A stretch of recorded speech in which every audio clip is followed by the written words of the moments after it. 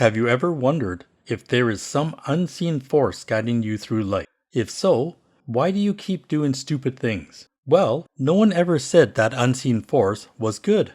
What if that unseen force was there, tempting you to making bad decisions? Perhaps there is a small junior devil sitting on your shoulder, whispering ideas into your ear. Buy that guitar, it's a good deal. Or, make America great again. But if there is an unseen devil guiding you, where do they learn their skills? Well, you're in luck. Today is the first day of a new school year at Tempter's Training Middle School. Let's sneak in and watch one of their lessons. Hello, Poppets and Pygmies. Welcome back. I hope you all had a great holiday. Are you guys ready to learn how to ruin someone's life? I want to stab people with a pitchfork. Stabby stabby. Well, Neil, if you work really hard, someday you'll get one. All of you. But first, you have to learn how to ruin their lives using basic tools like debt. I don't understand why we have to do that. Can't we just buy their souls? Wouldn't that be easier and faster? Good question, Heather. First, we can't buy everyone's soul. There's too many of them. To buy their souls, we have to give them something in return. What if they all asked to be a star on a reality TV show, or President of the United States, or both? Think about it. We could only fulfill that wish once every 4 years. There's a wait list. Instead, our job is to ruin their lives a little bit at a time by having humans make bad decisions. Remember, we don't do bad things to people. All we do is nudge them into making decisions that hurt themselves. Then when they die, we can show them all the mistakes they made, and the knowledge that they were responsible for ruining their own lives while alive will haunt them for eternity. That's so evil. We love it. Show us. So people need things to survive. They also want things that they think will improve their quality of life. To do this, they need money. The more money they have, the more they can consume over their lifetime. But sometimes they don't have enough money to buy what they need or want immediately, so they borrow. Our job is to get them to use debt in such a way that it hurts them more than it helps them. There are two main things we can do. The first is to reduce their lifetime ability to spend. Debt is very good for this. Each person has a range of potential for earning money over their whole lifetime to pay for their consumption. Let's say this circle represents how much someone can earn over their whole life. The size of the circle will differ from person to person, as each person has different potential to make money. Our goal is to reduce that amount so that no matter how much they could make, they end up not being able to consume as much. By reducing the amount they have for consumption, we can make the quality of their lives worse than it could have been. Does consumption mean spending to buy goods for themselves? I'm glad you asked that, Isabel. No, consumption doesn't just mean buying goods for themselves. It includes everything they could use money for. Buying stuff is just one thing. Some people only spend on themselves. Other people might use it to take care of family or friends. Some people like donating to charitable causes to help other people. No charity. Boo! Exactly. The more we can reduce the money they have to spend over their whole lifetime, the better. That's why we like debt. We didn't invent it, they did, but now that they have, we can nudge them into using it incorrectly. When people borrow, there is always a cost that brings down their ability for lifetime spending. This is the interest they have to pay on their debt. If they have debt, some of the money they earn has to go to repaying their loans with interest. The amount they have to pay towards all of their debt is their debt load. For example, let's look at this example patient. We'll call him Pat. This circle represents the amount of money he will earn over his entire lifetime. This money can be used to provide for his basic needs such as shelter and food. He can also use it to better his life. He could buy more stuff. He could have hobbies or experiences that bring him great enjoyment. He can take care of a family. He could donate some to charity. He will also use some to take care of himself when he retires someday, so he doesn't have to work until he dies. What we want to do is to get him to borrow so much and so often that his life quality is reduced. For example, let's say Pat makes $3,000 each month now. He borrows to go on a trip and has to make $200 payments every month for a year to pay it back. Next month, he gets a raise to $3,200 each month.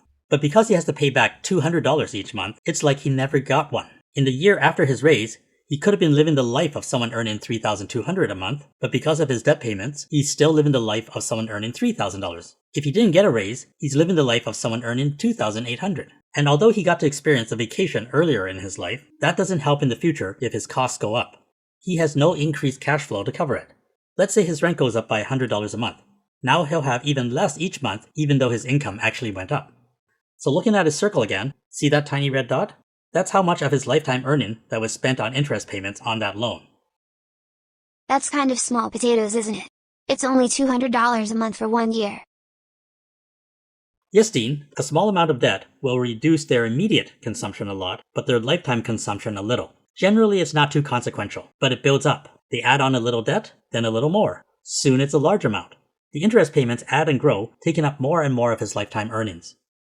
The average Canadian owes $4,000 in credit card debt. Let's say every time they pay off one purchase, they make another, so their total debt remains around that average. At 20% interest, that's $800 a year. If they constantly carry the average balance, in 10 years they would have paid $8,000 in interest. In 30 years, that's $24,000 in interest. For some people, depending on their salary, that's like working half a year for free, maybe even a whole year. That's the joy of getting them to be constantly in debt. If we can get our patients to choose to remain in debt, we can keep them losing money. Instead of passive income, we have passive losses. Someone who has a large potential income, who has high debt at high interest rates, could actually be able to consume less over their lifetime than someone who could earn less but has no debt. Wow. That's awesome. So how do we do that? Our first tactic, Amanda, is to get them to focus on immediate gratification. Let's look at Pat again. Can we get him to borrow for a night out with friends because he doesn't want to miss out? He could eat at home, but he wants to join his friends at a restaurant. If we can get him to put his meal on his credit card, next month he has to start making payments on that debt. He's paying for a meal he doesn't even remember eating. Mr. Wormwood. Yes, Isabel? If he's spending on experiences, won't he have the memories? He got to experience things now. He would, and that might be a justification. But that doesn't change the fact that there is a cost incurred, so we want them to overuse that justification. When people justify spending on consumables with debt, they tend to borrow or spend more. Why do you think we have a whole marketing department coming up with slogans like Carpe Diem, you only live once, you're only young once, and do it for the plot? In fact, while he may remember being with his friends, he probably won't remember what he actually ate. In a few years, unless there is something extremely significant about that night, he'll probably forget he even went out. Is that why we love Christmas? Yes, that holiday was one of our greatest successes.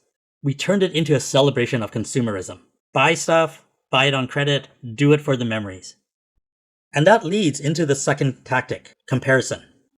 We want them to buy things or do things because they see other people buying or doing them. We want them to try to keep up with their neighbors. Our patients are easily influenced by what they see everyone else doing or buying. They want to do it too, so they borrow to keep up. They don't realize those people might also have borrowed. And now other people will copy them.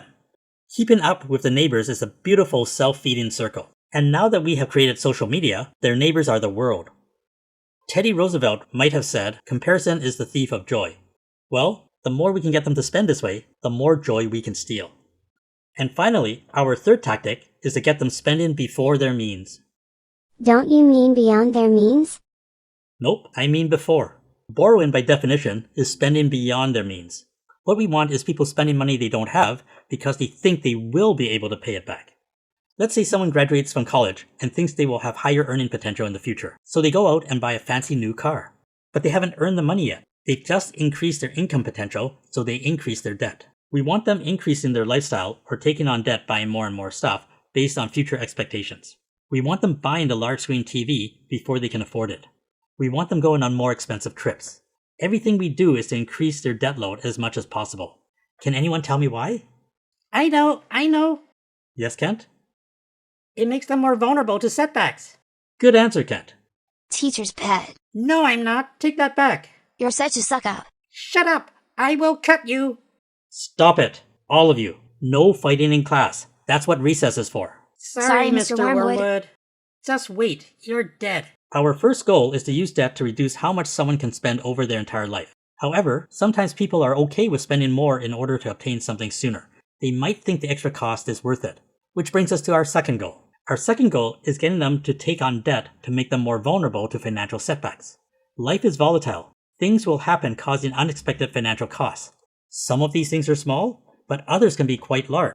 Pretend this chart shows the possible life events that can happen that causes someone to incur costs or reduce their income. Of course, everyone's chart will be different. See these small spikes? These are little things. They get a parking ticket, their rent goes up, little things. As the spikes get larger, the costs go up. This slightly higher spike, more expensive stuff. They break their smartphone, they need a new microwave. Higher spike, inflation shoots up. Even higher, they need to replace their roof. Really large spikes, they lose their job, they get a divorce.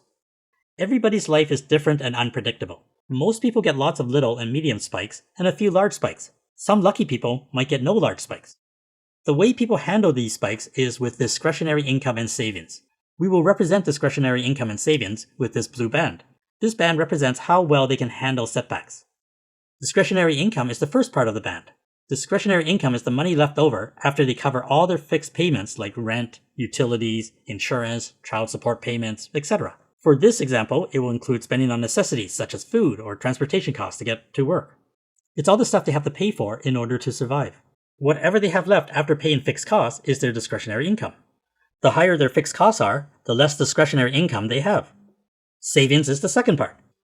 If they have no savings, then they are relying only on discretionary income. If they have too little discretionary income, then the opposite, they are only relying on savings.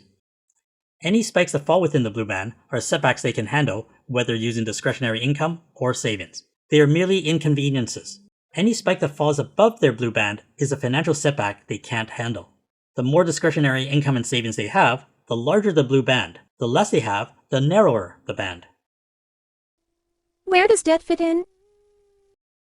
Debt payments are fixed costs. They reduce the amount of discretionary income a person has.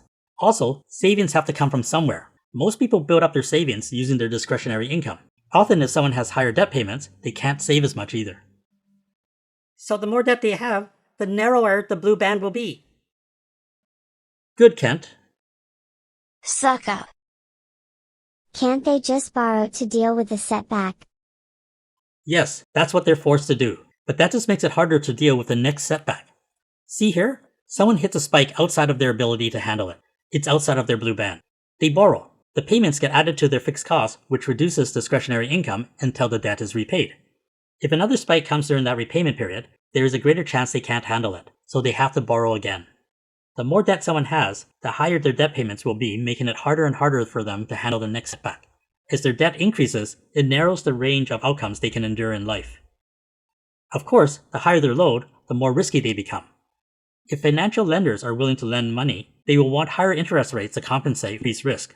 This means the borrowers pay more. Ideally, they might fall behind on their debt payments. That's when debt really takes hold. Interest on debt compounds. If they can't make their payments, the interest gets added to debt. Then they get charged interest on interest accrued. And if you remember, compounding grows exponentially. The more debt you have, and the longer you have it, the more it goes up. Is there a way to measure if their debt load is too high?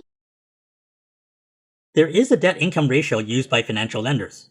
Divide monthly debt payments by monthly gross income, multiply by 100. This is supposed to be a gauge of whether or not someone is at risk of not being able to keep up with their debt payments. But it is up to the person looking at the ratio to decide what number is risky. Financial lenders, when looking at given loans, consider 36% and lower as a manageable debt load. Depending on the type of the loan, they may be willing to go up to 40%. But just because their ratio is good doesn't mean debt is good for them, does it? No, it doesn't, Neil. The financial lenders are using it to assess whether or not they will be paid back. This is to decide how high an interest rate they should charge or whether or not they should give the loan at all. They don't care about the well-being of the borrower. Remember, debt reduces lifetime consumption, and it narrows that person's ability to handle setbacks. The financial lender doesn't care about the person, they care about the loan.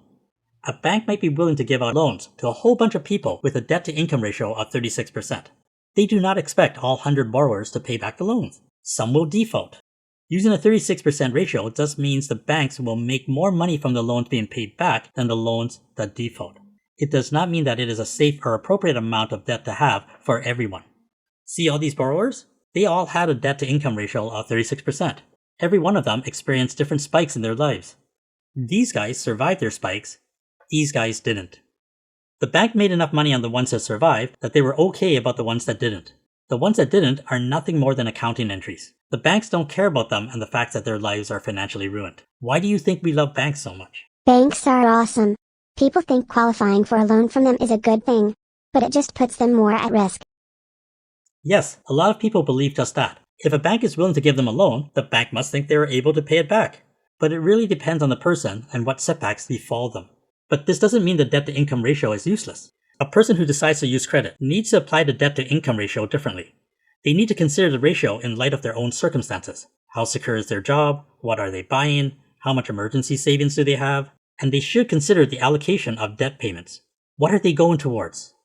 Personal financial advisors generally believe a person's housing costs should be no more than 25 to 30% of their gross income. Housing costs should reduce the 36 debt to income ratio if you own a home. Basically, 25 to 30% of the 36% should be mortgage, property taxes, insurance, etc. That means personal debt such as car loans, student loans, lines of credit, or credit cards, for example, should be 6% to 11%.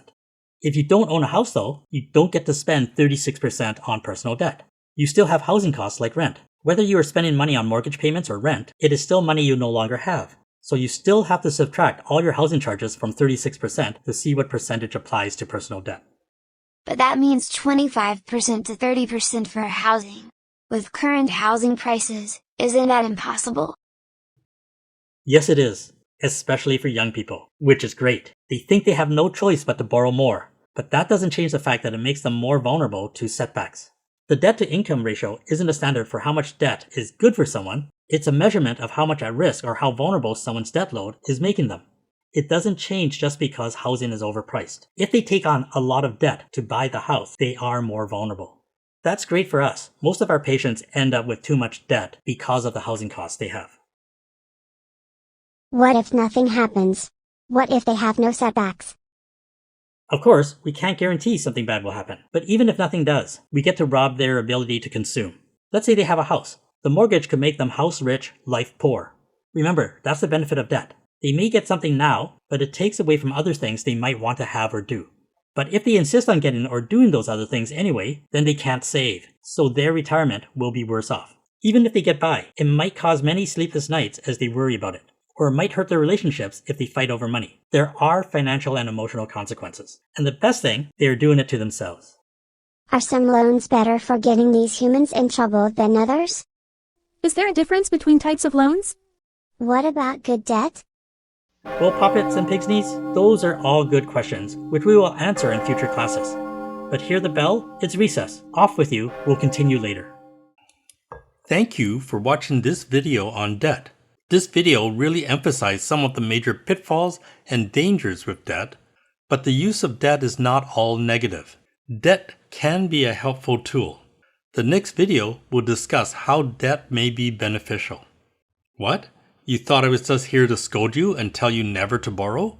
Not at all.